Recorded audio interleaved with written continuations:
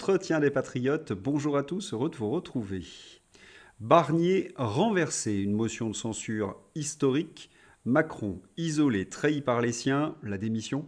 Avant de répondre à ces deux questions et traiter d'autres sujets d'actualité, connaissez la coutume sur cette chaîne, je commence toujours mon entretien par remercier ceux qui justement m'ont permis de le produire, car ils m'ont financé à l'aide des merci rémunérateurs. Et aujourd'hui sont à l'honneur des fidèles parmi les fidèles, France, Ambroche, Rambard, Béatrice Brun, Radar, Claire Dumay et Philippe Bohen. Merci à eux du fond du cœur. Et puis je tenais à vous remercier pour votre soutien inconditionnel. Oui, il faut aider la réinformation. Comment faire? C'est simple, il suffit de lever le petit pouce, écrire de gentils messages et diffuser sur d'autres réseaux sociaux. Merci à tous. Mercredi 4 novembre, à l'Assemblée nationale, les orateurs des groupes se succèdent avant le vote de la motion de censure. Wauquiez tire à boulet rouge sur le Rassemblement national et le nouveau Front populaire. Les Français jugeront sévèrement, dit-il, le choix de ceux qui prétendent redresser le pays et font aujourd'hui le choix du désordre. Oui, par cette motion de censure, ils vont plonger le pays dans l'instabilité. Ah, il faut vraiment se pincer pour y croire. Bon, je vais vous épargner la suite de son discours, de ses phrases creuses, les formules rhétoriques. Ce que l'on constate, c'est que Wauquiez et tous ses politiques n'ont plus rien à dire aux Français, si ce n'est des éléments de langage. Et d'ailleurs, plus personne ne les écoute. Je vais commenter un seul mot, instabilité. Wauquiez accuse le Rassemblement national de plonger le pays dans l'instabilité, alors que la France y est dans l'instabilité depuis la dissolution. Il faudrait qu'il s'achète des lunettes, Wauquiez. Et en plus, c'est Wauquiez et ses petits camarades qui ont accentué cette instabilité en s'alliant avec Emmanuel Macron et la France insoumise. Et bien évidemment, c'est de l'inversion accusatoire, qui est la marque, commencez à le savoir, des minables et des coupables. Un cynisme insupportable pour manipuler les Français par la peur. C'est la stratégie de Retailleau et de Michel Barnier, je vous en avais parlé hier, confirmée par Le Parisien. Le Parisien révèle que la communication du Premier ministre est fondée uniquement sur du cynisme politique pour influer sur les Français. On doit user un maximum d'arguments sur les peurs, sur l'impact négatif. Bruno Retailleau adopte la même stratégie. Dans ses messages que nous avons pu consulter, les journalistes du Parisien, le conseiller communication du Premier ministre livre un véritable mode d'emploi façon baron noir de la politique. On doit user un maximum d'arguments sur les conséquences, les peurs, l'impact négatif. Nous ne sommes pas en campagne pour nous faire élire, mais pour que d'autres doutent de leurs décisions au moment d'appuyer sur le bouton. Et cette stratégie était vouée à l'échec, car qui prend au sérieux ces guignols? C'est au tour de Marine Le Pen de monter à la tribune et de justifier la motion de censure. Ce budget ne s'attaque pas seulement à la France, il prend en otage les Français, et singulièrement les plus vulnérables, les retraités modestes, les personnes malades, les travailleurs pauvres, les Français considérés comme trop riches pour être aidés, mais pas assez pauvres pour échapper au matraquage fiscal. Ces Français qui se posent tous une unique question: où va l'argent? Car comme nous, ils constatent cet extravagant paradoxe. Toujours plus d'impôts et pourtant toujours moins de services publics, toujours moins de protection sociale. Et le mercredi donc 4 décembre à 20h26, le gouvernement Barnier est renversé, la motion de censure votée. C'est donc 331 députés qui ont voté cette motion de censure. Il fallait 288 députés pour qu'elle soit adoptée. Une majorité écrasante. Ces députés appartiennent au nouveau Front populaire, socialistes y compris, on avait quelques craintes hier. Le Rassemblement national, bien évidemment, avec son allié l'UDR d'Éric Ciotti. Et la question désormais qui brûle toutes les lèvres, Macron va-t-il démissionner? Ce qu'en pense Marine Le Pen. Parce qu'une logique constitutionnelle le commande. En attendant que le peuple reprenne la parole et la main, c'est au chef de l'État et à lui seul qu'il appartiendrait de sortir le pays de cette pathétique ornière.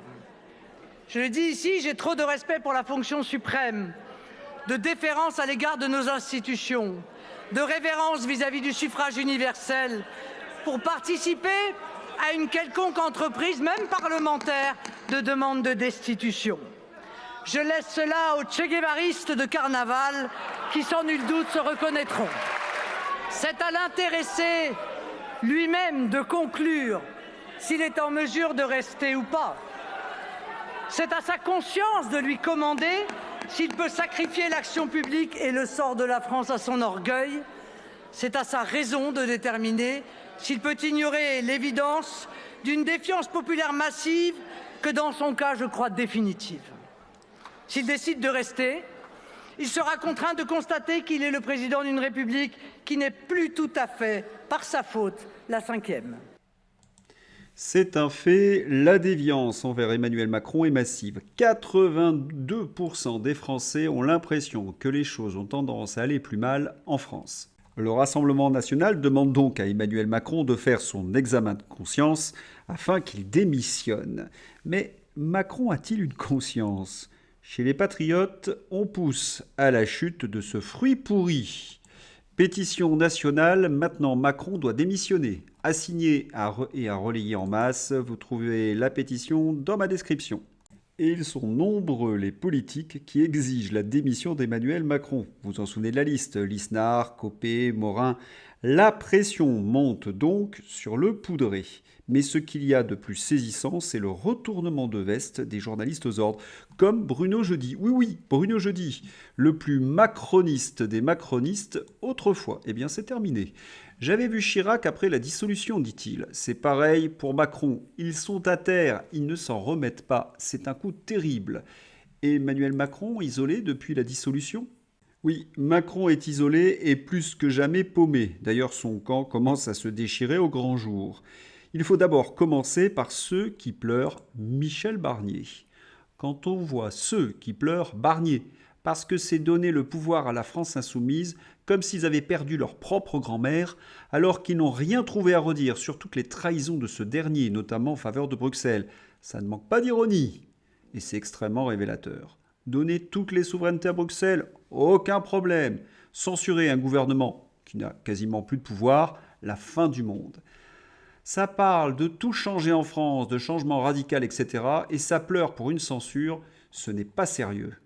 Et je puis vous assurer que cette motion de censure va laisser des traces. Les LR ont été poignardés dans le dos par Gabriel Attal et ses camarades socialistes du nouveau Front populaire.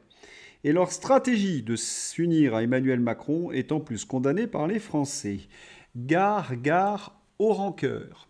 Michel Barnier règle enfin ses comptes avec le chef du groupe PS, Boris Vallaud, en rappelant qu'à son arrivée, voici 3 mois, alors qu'il l'avait invité à Matignon, celui-ci avait répondu avant qu'il ouvre la bouche « Nous voterons la censure ». Quant à Gabriel Attal, il trépignait depuis 2 jours à l'Assemblée nationale. Pensez, il est même allé supplier les députés de Marine Le Pen de voter absolument la censure. Bonjour l'ambiance. Dans ce chaos, Macron essaie de faire entendre sa voix. Après la censure du gouvernement, Macron dénonce un front anti-républicain et s'en prend au Parti socialiste. Ce qu'il y a vraiment de saisissant avec Emmanuel Macron, c'est qu'il se réfugie dans des éléments de langage qui ne signifient strictement rien. Il condamne le Parti socialiste, mais c'est le parti qui l'a fait élire président de la République. Il condamne le Parti socialiste, mais Gabriel Attal vient de poignarder Michel Barnier. Grotesque. Tiens, un mot de la novlangue, front anti-républicain. Qu'est-ce que c'est que le front anti-républicain ? Eh bien, c'est un ramassis de politicards corrompus qui ont vendu la France à Bruxelles depuis 40 ans. Voilà, plus personne n'écoute Emmanuel Macron, même plus Bruno Jeudi, ex-macroniste forcené.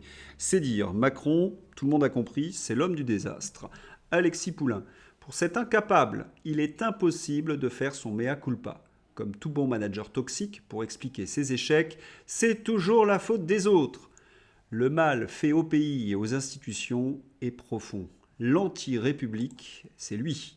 Et ce qu'il y a d'affligeant, c'est que Macron va s'accrocher au parti du pouvoir et il va s'adresser demain aux Français une nouvelle fois à 20h. Nous allons donc devoir supporter, une fois de plus, son discours truffé d'éléments de langage creux, de rhétorique stérile, Encore des fiches McKinsey sans queue ni tête. Et imaginez un instant le ton de comédien qu'il va adopter. Oui, la mine grave.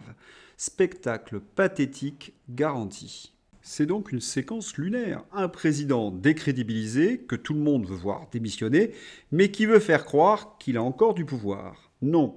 Le pouvoir s'est déplacé au sein des partis politiques et chaque écurie essaie de placer son candidat. France Télévisions, quel successeur à Michel Barnier? Plusieurs noms circulent déjà, comme ceux de Sébastien Lecornu, Bernard Cazeneuve, Bruno Retailleau ou François Bayrou. Et il ne faut pas oublier Lucie Casté. Dans les 4 portraits présentés par France 2, seul Lecornu est resté fidèle à ce diable de Macron. Étonnant, non? Alors, cette motion de censure, un événement historique indéniable, c'est la preuve que leur temps est fini à tous ces européistes qu'on ne peut plus continuer comme avant. Analyse d'Édouard Husson. Michel Barnier est le seul responsable de ce qui lui arrive. L'héritage politique du gaullisme et de la démocratie chrétienne, dont il se réclamait, lui enjoignait de contraindre l'État à réduire son train de vie, ministère par ministère, de tailler dans les activités financées par l'État selon une philosophie propre qu'il aurait défendue et assumée devant le Parlement. Le bon sens politique demandait qu'il traite avec égard Marine Le Pen et le Rassemblement national au lieu de les tenir à distance avec condescendance et mauvaise foi. Oh, je ne dis pas que Michel Barnier aurait immanquablement réussi, mais il aurait été éventuellement renversé en ayant convaincu les Français qu'il était différent des autres. Et il gardait un avenir politique. La brève mésaventure Barnier nous enseigne une fois de plus que la bourgeoisie française n'a aucun instinct combattant. Elle produit, sauf exception, des rentiers qui méprisent le peuple et ne songent qu'à leurs strapontins dans les clubs internationaux où d'autres décident pour eux. Nous avons besoin de susciter l'émergence d'une nouvelle élite française qui se batte pour le pays. Les membres du milieu dirigeant actuel y seront l'exception. Et la sélection par l'école sera limitée. L'essentiel proviendra d'une méritocratie sélectionnée sur le terrain dans toutes les générations, dans tous les milieux sociaux, dans l'indifférence à l'origine ou à leur religion. On ne regardera que le patriotisme, le courage, le goût pour l'action, le sens de l'initiative, la capacité à travailler en équipe et la rapidité d'apprentissage y seront sollicités autant que l'intelligence et la culture. Il est temps de se débarrasser de tous les dirigeants qui gâchent le potentiel et les atouts de la France au travail. En conséquence, il ne faut pas de sectarisme et il faut absolument rechercher l'union. C'est le message de Philippe Murer. Cette union, elle doit se faire maintenant. La fin du chemin, c'est la France qui coule. On sait très bien que ce n'est pas le Rassemblement national seul qui va nous sauver, puisqu'il veut rester dans l'Union européenne, qui ne fait que nous ligoter. Il faut faire des efforts, il faut s'unir pour faire triompher la vérité. Et cette union concernerait tous les souverainistes, de Florian Philippot, de Kuzman, de Dupont-Aignan ou d'Asselineau et les autres.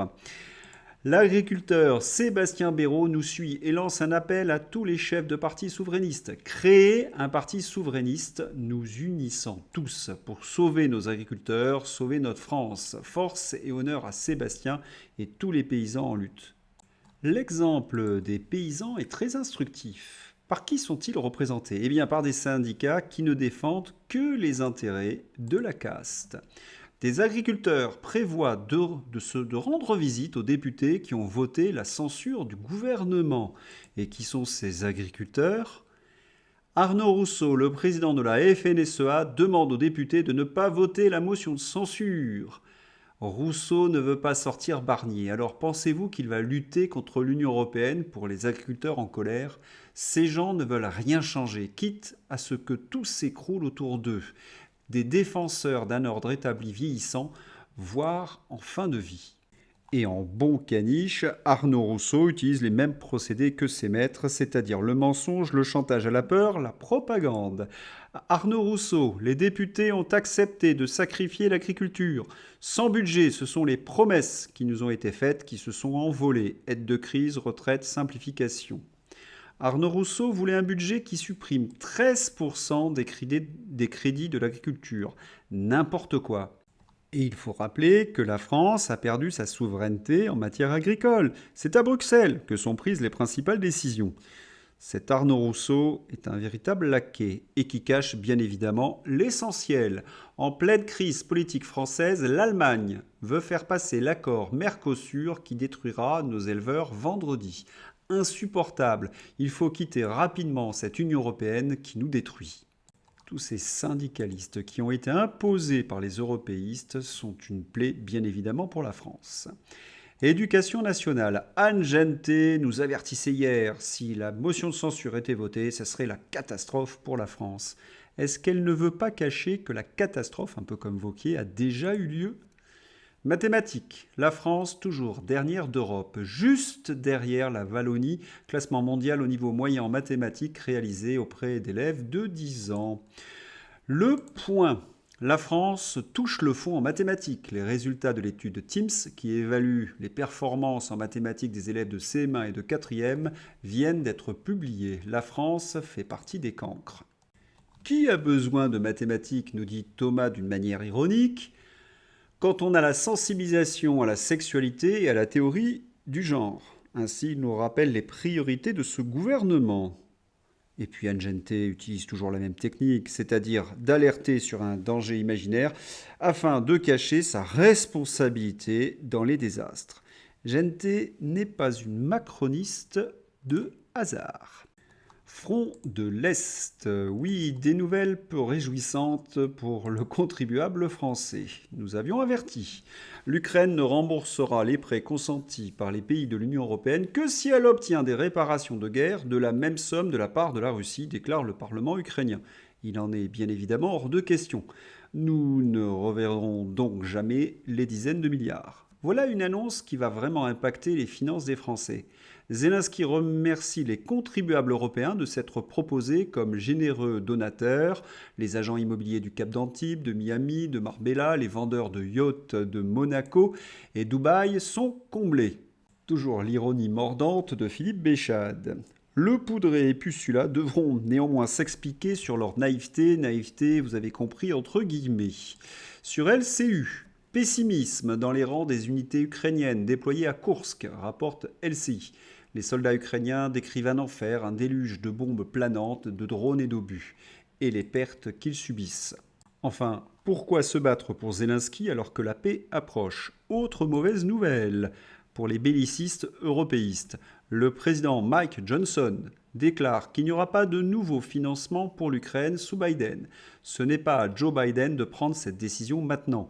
Nous avons un président nouvellement élu et nous allons attendre et prendre la direction du nouveau commandant en chef à ce sujet. Je ne m'attends pas à ce qu'un financement de l'Ukraine soit mis en place. Pour rappel, Mike Johnson est président de la Chambre des représentants, les députés aux États-Unis, et il a la main sur le budget. Que de mauvaises nouvelles. Donc, vite, une information qui remonte le moral de ces bellicistes européistes. Ukraine, on a enfin trouvé les Nord-Coréens selon la presse britannique. Daily Mail, phare du monde libre. Oups, ah ben non, caramba, encore raté. C'est une photographie trafiquée à l'intelligence artificielle. Ils n'ont plus que le mensonge pour maintenir le petit moral de leurs supporters. Tiens, cela nous rappelle une autre période, la fin de la pandémie. Dans le viseur de Trump, Facebook affirme désormais avoir un peu exagéré sur la modération liée au Covid-19. Traduction, Zuckerberg, c'est pour le crime. Il a peur, il tremble, comme tous ceux qui savent qu'ils ont eu de près ou de loin une quelconque responsabilité dans l'affaire de cette pandémie. Remarquez le un peu exagéré de la presse aux ordres, un doux euphémisme. Tiens, cela me rappelle que j'écris un salon de conversation, c'est le 4e épisode donc sur la pandémie, au sujet des confinements et des vitamines. Mais revenons sur le un peu. Nicolas Dupont-Aignan. Dès le 21 avril 2020, j'évoquais en vidéo la piste d'une fuite du laboratoire de Wuhan comme origine du Covid-19, suite d'ailleurs à l'interview du professeur Montagnier. Les médias, Michel Simès en tête, m'avaient calomnié en me traitant de complotiste. Aujourd'hui, la roue tourne pour ces censeurs de la vérité. Même le Parisien parle du rapport du Congrès américain qui valide cette fuite de laboratoire. La roue tourne en effet et elle risque d'être sanglante. Brian Thompson, PDG du géant de l'assurance santé United Healthcare, tué en pleine rue à New York. La victime, âgée de 50 ans, a été atteinte de plusieurs balles devant un hôtel Hilton de Manhattan. La police promet une récompense de 10 000 $ pour toute information menant à l'arrestation du tueur. L'assassin de Brian Thompson, PDG du géant de l'assurance santé United Healthcare. Oui, le voilà, c'est un professionnel, il a abattu de sang-froid ce PDG. Mais pourquoi ce PDG a-t-il été abattu donc par un professionnel? Il y a plusieurs pistes. Il faut savoir d'abord que ce PDG devait être auditionné devant le Congrès pour des délits d'initié. Mais il y a une chose encore plus étrange.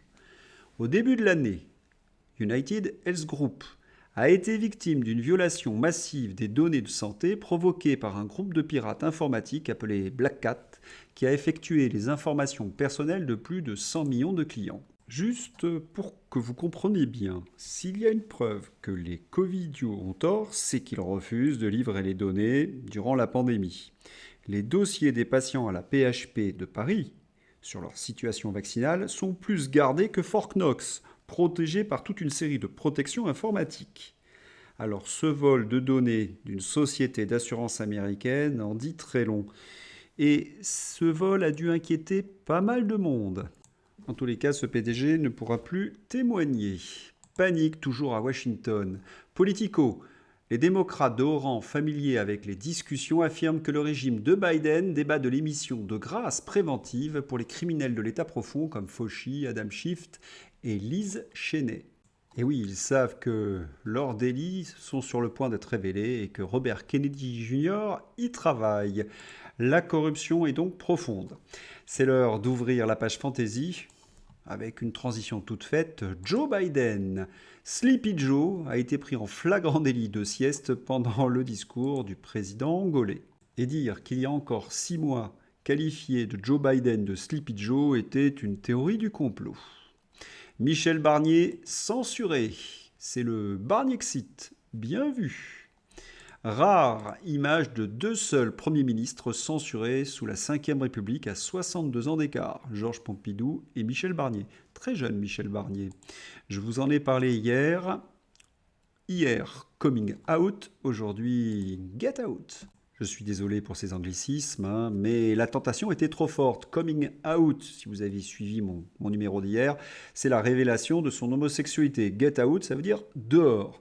Quant à ce personnage, c'est un éphémère ministre de Barnier qui ressemble au sergent Garcia. La presse nous expliquait que la Russie était à genoux, oui, il y a une semaine. Et bien évidemment, certains débunkent cette propagande. Pourquoi l'économie russe résiste bien et peut supporter l'effort de guerre? C'est ce que nous disons dans ces entretiens. Virginie Joron, les grands donneurs de leçons, pris encore la main dans le sac. L'ex-ministre des Affaires étrangères et des Finances et ex-commissaire européen à la justice, Didier Reynders, Renew, parti d'Emmanuel Macron au niveau européen, suspecté de blanchiment via l'achat de billets de loterie sur une longue période et à concurrence d'un montant très important. Ursula, plus maligne, bénéficie encore pour 5 ans de l'immunité. Est-ce que quelqu'un peut citer un seul dirigeant européen qui n'ait pas été accusé un jour de corruption ? Les blagues les plus courtes sont les meilleures. Il faut chercher un vrai travail, madame. On est prêt à travailler avec tout le monde, sauf avec le Rassemblement national avec qui on ne partage absolument rien. Lucie Castet, tête de gondole du nouveau Front populaire. Les blagues de Lucie Castet sont un peu lourdes. Personne n'a envie de travailler avec Lucie Castet. J'espère que vous avez apprécié cet entretien. Je vous souhaite une excellente soirée. À bientôt. Au revoir.